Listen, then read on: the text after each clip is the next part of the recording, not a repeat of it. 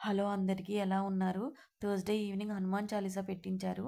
హనుమాన్ చాలీసా పూజ అయిపోయిన తర్వాత అప్పుడే నాకు కొంచెం ఫ్రెండ్స్ అయ్యారు. తెలుసు కదా మీ అందరికీ మేము కొత్తగా వచ్చామని.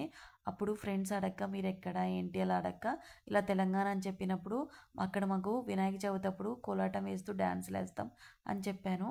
ఈవినింగ్ పూజ అయిపోయిన తర్వాత ఇంటికొచ్చాక మా మావయ్య గారు చెప్పారు వాళ్ళ ఫ్రెండ్స్ ఎవరో కోలాటం పెట్టించారంట. సో, మనం కూడా రేపు కోలాటం పెట్టిస్తున్నామని అన్నారు.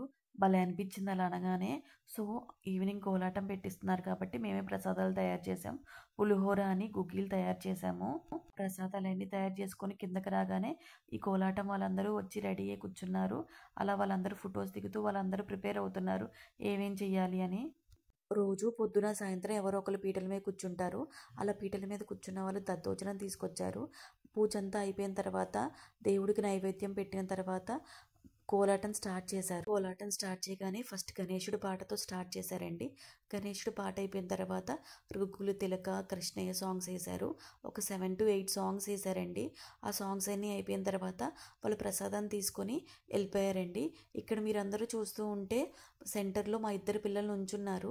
ఎందుకు నుంచున్నారంటే ఒక పాపకి బాగా ఇంట్రెస్ట్గా ఉంది డ్యాన్స్ వేయాలని. సో ఆ పాప డ్యాన్స్ వేస్తుంటే చూసి సెంటర్లో నుంచోబెట్టండి ఏం కాదు అని అడిగారు. సో నేను అలానే నుంచోబెట్టాను.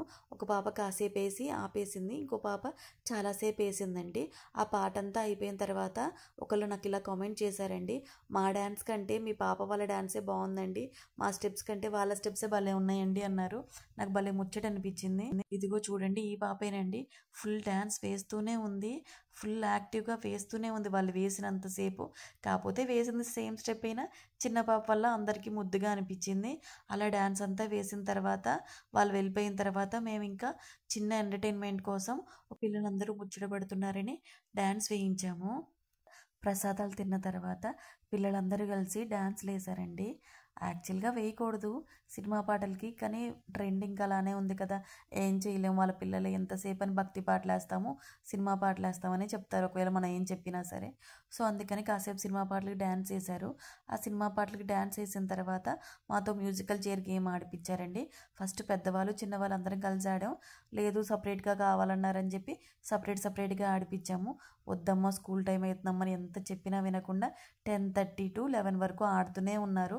అలా ఆడిన తర్వాత ఇంకా అందరం రిటర్న్ అయిపోయామండి. ఇక్కడ ఒక కామెడీ థింగ్ ఏంటంటే లిఫ్ట్ పని చేయట్లేదు సడన్గా. సో అందరూ ఆ లిఫ్ట్ కోసం వెయిట్ చేస్తూ ఉన్నారు.